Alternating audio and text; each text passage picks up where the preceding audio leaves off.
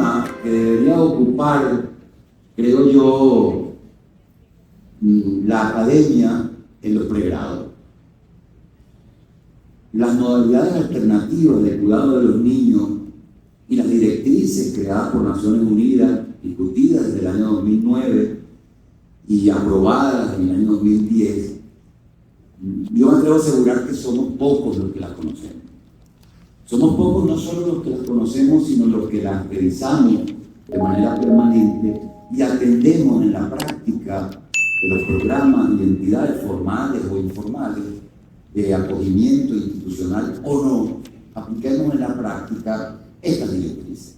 En parte porque no han tenido el desafío que tienen otros instrumentos internacionales de darle publicidad, de difundirlo, de hacerlos parte de la comunicación permanente. Así que yo no creo que el día de hoy a mí me dé tiempo de revisar 90 y tantas reglas, 167 puntos. Por eso que yo los invito encarecidamente a que algún día, después que yo termine aquí, ojalá sea esta misma noche, ustedes entren y googleen las directrices sobre modalidades de cuidado alternativo del niño, porque realmente vale la pena empezar a entenderlas. A lo mejor con esto solo vamos a abrir la puerta para mencionarla y no vamos a lograr entenderla. Y nosotros contamos con una maravillosa ley, quizá una de las mejores de América Latina y el Caribe, que es la LOMNA. La LOMNA también desarrolla la normativa de derecho sustantivo de protección. Yo solamente voy a mencionar artículos porque por razones de tiempo no voy a poder llegar después a las directrices, en el que se protege derechos sustantivos, como allí se menciona el derecho a la vida, el derecho a la educación, el derecho a la cultura, el derecho a la recreación. Pero yo me quiero detener en la preservación de los vínculos familiares, que están por supuesto en el artículo 26 y 27 de la LOMNA, y en la importancia que tiene que haya desarrollado la ley interna los principios generales de la responsabilidad compartida que están en el artículo 18 de la Convención de Derechos del Niño, de la responsabilidad entre hombre y mujer, entre padre y madre, la responsabilidad de los progenitores, pero también que haya desarrollado en los artículos 15 y 30 el derecho a la vida, entendido no solo como la vida física, sino entendido como el derecho a vivir de verdad, a vivir dignamente. Y en el 30 dice que son al menos 3 de los 5 elementos que ha señalado el derecho internacional de los derechos humanos, que la vida digna solo es posible al menos en 3 cosas: vivienda digna, alimentación nutritiva adecuada a la edad, en cantidad y en calidad, ¿verdad? Y vestimenta apropiada a las condiciones climáticas. Después, Naciones Unidas ha venido indicando que hay otros 2 elementos también que forman derecho a la vida digna. Rescatar esto significa, y lo veremos después en las directrices, que si bien nos hemos acostumbrado a repetir que el principal y único obligado en la garantía del derecho a una vida digna son los progenitores, nos hemos acostumbrado, digo, a fuerza de la costumbre. No hemos leído bien la LOMNA ni hemos leído bien el artículo 27 de la Convención de Derechos del Niño. Los progenitores, si no tienen condiciones, no pueden garantizar nada. Un progenitor que no puede conseguir ni mortadela con páramo para sus hijos y mucho menos empleo digno, no puede garantizar nada. No se le puede pedir a los progenitores, sin entender la esencia fundamental de la garantía de cumplimiento de las condiciones necesarias para los progenitores, a fin de que estos progenitores sean los que garanticen el derecho a un nivel de vida digna. Con esto quiero decir que, además, esa realidad nos muestra que los derechos sustantivos, esos que se les reconocen a todos los seres humanos, y ahora estamos hablando de los de 0 a 18 años, nos muestra que la situación de muchos niños, niñas y adolescentes es la de estar privados del derecho a la pertenencia a una familia por condiciones externas muchas veces a la propia familia. Es decir, a pesar de todos los esfuerzos que ha hecho el derecho internacional de protección universal a los derechos de la niñez y adolescencia, a 34 años, ayer, anteayer, hace 2 días, de la Convención de Derechos del Niño a haber sido proclamada, la realidad nos muestra una situación totalmente distinta, es verdad, legislativamente, normativamente, pero una situación en la que también hay involución en las condiciones socioeconómicas de la familia.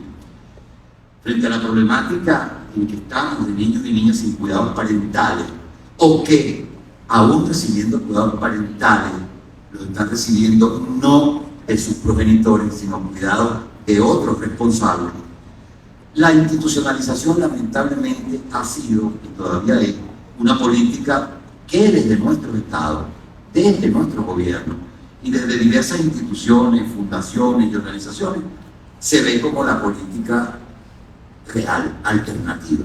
No tengo cómo dar el cuidado parental y lo correcto es llevarlo a institucionalizar. Las investigaciones que ha hecho UNICEF y que ha hecho Naciones Unidas han demostrado todo lo contrario.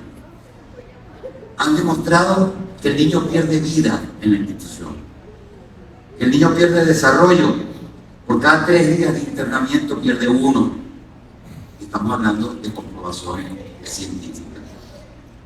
Es decir, que un niño o una niña que está en condiciones de recibir un cuidado parental y por interés superior tiene que ser separado de aquel cuidado parental, es llevado a una institución por fuerza de una medida de protección y no llevado a otro tipo de cuidado alternativo de carácter formal o informal que no sea necesariamente la institución.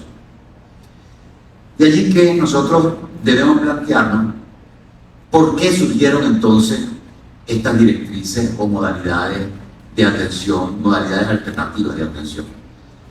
En primer lugar, para tratar de apoyar a los estados y principalmente a los sistemas de protección de niñez y adolescencia, para que resguarden y garanticen un ámbito familiar, lo estoy leyendo textualmente como lo dicen las directrices, para todo niño, niña o adolescente sin ningún tipo de discriminación, aun cuando, por diversas causas, y sobre esto es lo que vengo insistiendo, se encuentren separados de su familia de origen y sea necesario una modalidad de cuidado alternativo, transitorio o permanente. Para ello, las directrices, y téngase en cuenta, se crearon como modalidades alternativas, pero vamos a ver dentro de los 3 principios, no privilegian la modalidad de institucionalización. Y aunque parezca que están destinadas a estas modalidades por su propio título a la atención de los niños, vamos a ver por qué decimos que no fueron hechas solo para eso. Cuando miramos los objetivos, nos damos cuenta que el principal objetivo que persiguen las directrices es apoyar a los países para que entiendan que con una política pública que haga desaparecer las condiciones de desigualdad existentes en la familia, pueden o bien reintegrar al niño de manera fácil y rápida, que es uno de los objetivos que están leyendo ustedes allí, a su familia de origen, o bien colocarlo en una familia y no en una institución. Pero cuando ya se hace cuesta arriba que se coloque en una familia, o en su familia de origen, o en su familia extendida, o en un acogimiento familiar, o en una familia sustituta, de todas maneras hay que orientar cómo debe hacerse la actividad en los centros formales de acogimiento institucional. Y el desarrollo, la fundamentación de estas directrices se dan sobre la base de 3 principios. Aquí sí yo me voy a detener, si bien hasta ahora he ido muy rápido, aquí me voy a detener. Los principios que guían todo comportamiento institucional en la planificación de la forma en que se definen los centros de acogimiento institucional son la necesidad, la idoneidad y el interés superior del niño. Puede ser que todos estemos pensando aquí que es muy fácil entender la necesidad como aquella que tiene un niño o una niña de estar fuera de una familia que abusa, que maltrata, que maleduca o que no educa. Pero no se trata de esto. Es posible que podamos entender o querer pretender entender que la idoneidad es cualquier institución lejana de aquella familia maltratadora o abusadora, pero tampoco se trata de eso. Es posible que podamos querer entender que el interés superior del niño significa lo que aquel juez piensa que es bueno para un niño, o lo que aquel consejero de protección piensa que es bueno para un niño, pero tampoco se trata de eso. Cuando estamos hablando de la necesidad, la primera insistencia de las directrices es que el Estado deba diseñar y ejecutar políticas públicas capaces de prever situaciones y condiciones que son causa estructural y cuya ausencia devienen en internamientos injustos y muchas veces indignos a niños, niñas y adolescentes.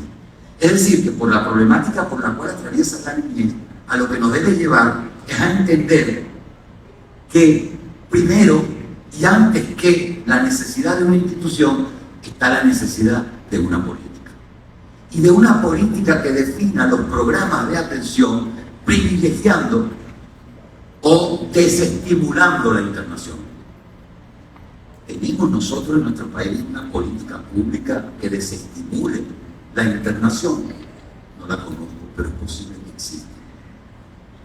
Que desestimule realmente, y significa desestimular, por ejemplo, dictar lineamientos para que los consejeros de protección o los jueces no se vean precisados a internar, a institucionalizar, a utilizar alguna de las medidas de internamiento que están en el 126, por ejemplo, sino buscar apoyar a la familia, que son una de las medidas que se fundamentan en los programas del 124 de la norma, por ejemplo, es el apoyo socioeconómico a la familia. Existe un Fondo Nacional de Apoyo Socioeconómico que responda a una política pública de apoyo socioeconómico para las familias que están desempleadas, que es una de las cosas que la directriz dice como parte de la política. Sino que nos vemos compelidos a sacar las ambulancias para que recojan a los heridos o para que recojan a los muertos. Y eso no es política pública. Eso es política reactiva, pero no es la esencia de la política pública. Significa también la necesidad, lo que yo doy en llamar la evaluación causal de la necesidad de modalidad alternativa. Esto, que es fundamental después de la prevención, que es el primer punto, prevenir a través de la política pública, eso es la necesidad, el principio de necesidad. Después de esa prevención, y que es fundamental, significa que cada circunstancia de cada niño es un mundo inmenso. Y por tanto, los factores que se dan en la situación problemática, realmente de vulneración de derechos, de un niño o de una niña, a lo mejor no se repiten, sino en 1 millón de niños más.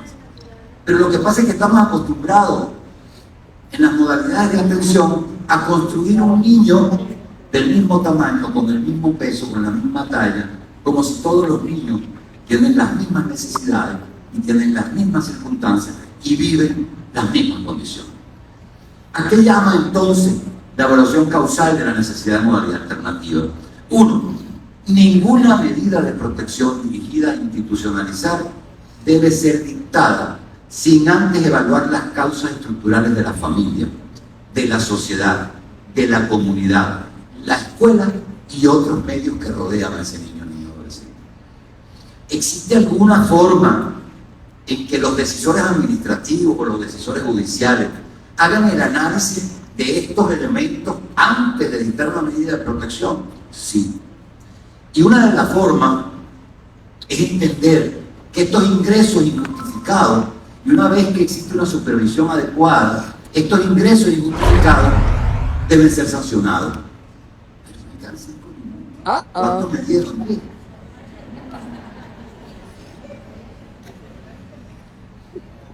Bueno, hago eso.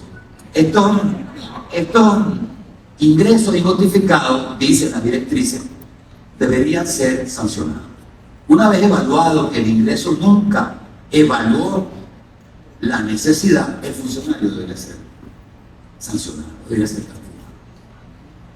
¿Existe una norma que sancione a los funcionarios que ordenan ingresos injustificados sin haber hecho el análisis causal de la necesidad con anticipación? Habría que revisar.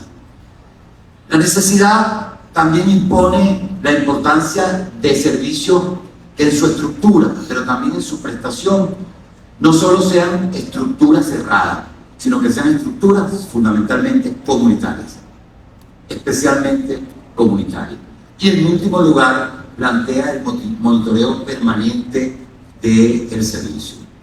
El otro principio, la idoneidad, que nos hace preguntarnos, ¿el acogimiento alternativo es apropiado para el niño, niño, adolescente? Para poder preguntarnos eso, nosotros tenemos que establecer la idoneidad del servicio.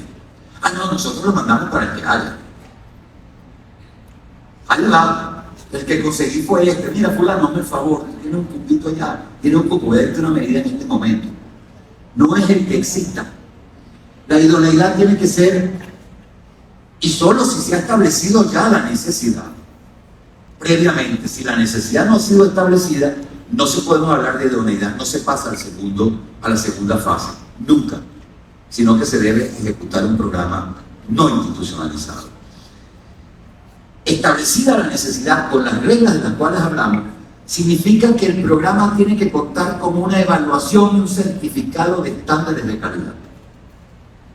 Y si ese programa cuenta con esa evaluación y estándares de calidad del programa con enfoque de derecho, durante todo el recorrido de las cuatro, por lo menos las cuatro mínimas fases de la lección, que son el ingreso, la permanencia, la preparación para el egreso y el monitoreo durante el egreso, o el seguimiento durante el egreso, si cuenta con eso, pero si además cuenta con eso y en cada una de estas fases tiene indicadores que permitan evaluar la prestación desde la supervivencia, desde la participación, desde el desarrollo y desde la protección especial, previamente certificado por un organismo independiente, como dicen las directrices, por un organismo independiente, no por el mismo que hace el programa, no por el mismo que ejecuta el programa, evidentemente que es idóneo, si no lo es. Y el niño no debería estar allí. Es preferible que esté en libertad. Es preferible que esté en el barrio, es preferible que esté en la comunidad. Porque le puede hacer más daño el programa que el barrio que la comunidad. El internamiento, bueno, yo solamente lo voy a dejar aquí con algo que forma parte de una investigación de UNICEF, cuya fuente se llama Avanzando en la implementación de las directrices sobre las modalidades alternativas de cuidado de los niños, que fue hecho por UNICEF en el año 2012. Y aquí ellos se plantean unas cosas desafiantes realmente. Y dentro de las cosas desafiantes está el hecho de que en la necesidad hay, la gran pregunta es cómo hacemos para nosotros reducir la percepción de que todos los acogimientos alternativos formales son buenos para los niños.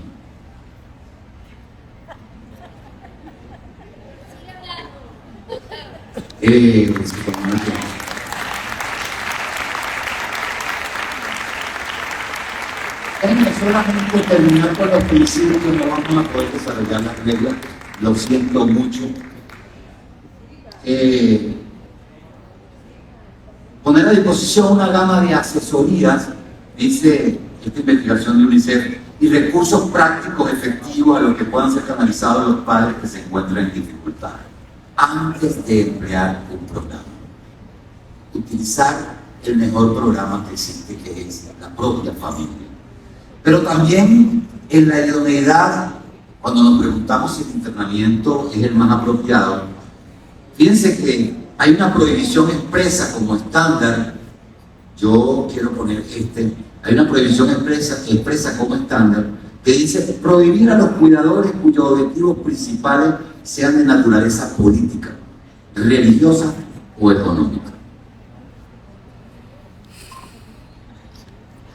Si el objetivo fundamental de una organización es hacer religión, que haga religión.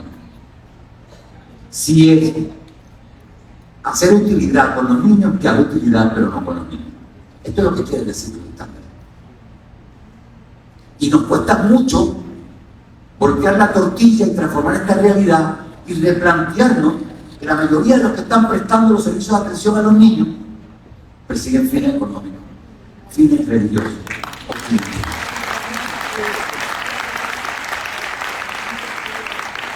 Por eso es que cuando se trata de establecer un mecanismo independiente de inspección, que es otra de las reglas, ya no estoy metiendo con las reglas, robándome el tiempo, que es otra de las reglas, un mecanismo independiente de inspección y un mecanismo de defensa interno, con una persona o institución de confianza del niño a quien le pueda presentar sus quejas, y un mecanismo de supervisión permanente de los 4 niveles o fases de la atención, se derrumba el mundo y dice: quieren meterse en mi programita, en mis niños, quieren meterse, estos son mis niños, no se metan con mis niños, a mí no me va a evaluar nadie, porque hemos asumido como una propiedad. Entonces, lejos de nosotros recibir la cooperación para el cumplimiento de estas directrices, lo que vemos son obstáculos para el cumplimiento de la misma.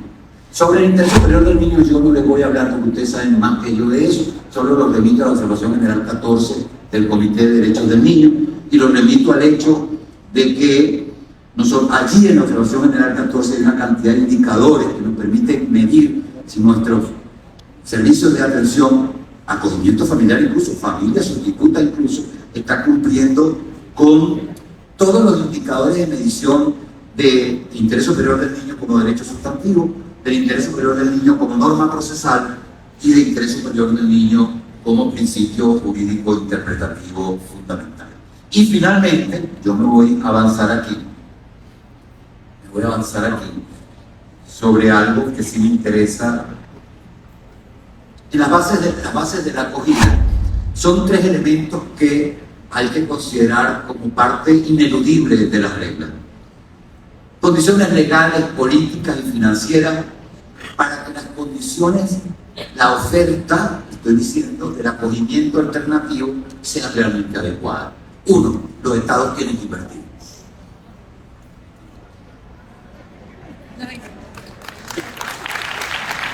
Los estados tienen que invertir. Y tienen que invertir incluso como parte de la política en los niños que están siendo atendidos. No, bien que podemos invertir en la educación universal, en el acceso universal y la permanencia y la calidad de la educación.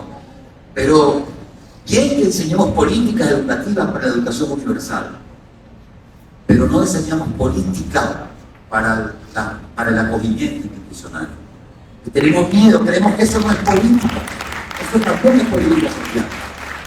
Y la Asamblea Nacional debe discutir una política social de atención a niños, niñas y adolescentes que se encuentran en situación de pobreza, así como discute el presupuesto de educación, así como discute el presupuesto de salud.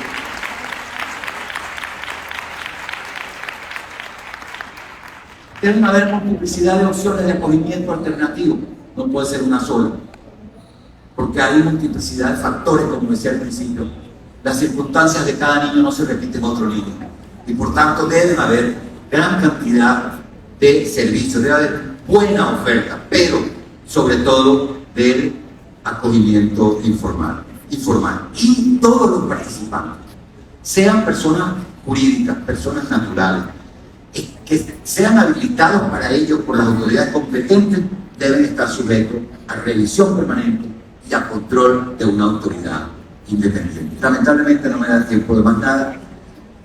Planificar, revisar, evaluar y hacer consulta de manera permanente es obligatorio para todos los servicios, sean servicios de familia sustituta, sean servicios de acogimiento familiar, sean acogimiento de entidades de atención, o llámese como se llame el tipo de programa. Por tanto, resumiendo: 1. El Estado debe dar políticas de prevención. Es la primera función para determinar la necesidad. 2. El Estado debe tener, para dar cumplimiento a la necesidad, una evaluación causal de la necesidad de ese niño o niña en internamiento o no. Cada vez que se haga la evaluación causal, se puede determinar si el niño va a estar o no de manera científica. No porque perdonen, yo sé que hay muchos consejeros que son mis amigos, porque a un consejero le parece que eso es lo mejor. Y entonces yo te lo mando: mira, dale un abrigo allí, con un papelito de este tamaño como el que dice terminó su tiempo. Le dice: medida a estos 12 niños, abrigo. Vean, no es así, así no funciona. Son seres humanos, no son un producto intercambiable, son seres humanos. Bien, bravo.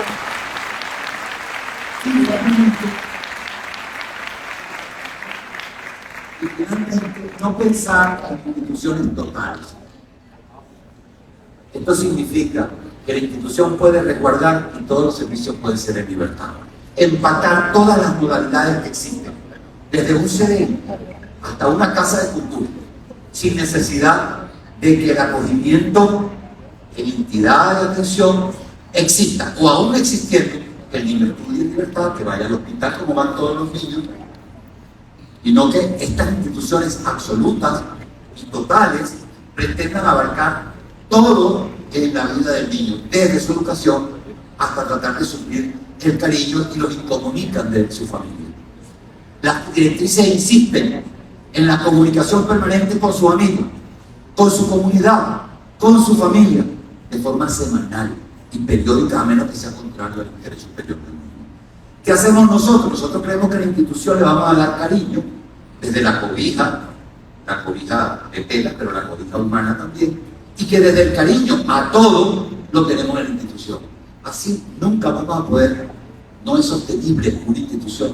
Ningún Estado puede sostener una institución, o 10 o 100 instituciones en un país, pretendiendo que va a tener allí educación, salud, amor, etc. No, volvamos a la familia. Aunque el niño tenga que estar en un periodo, volvamos. Y volvamos a la familia, incluso a la familia en comunidades. No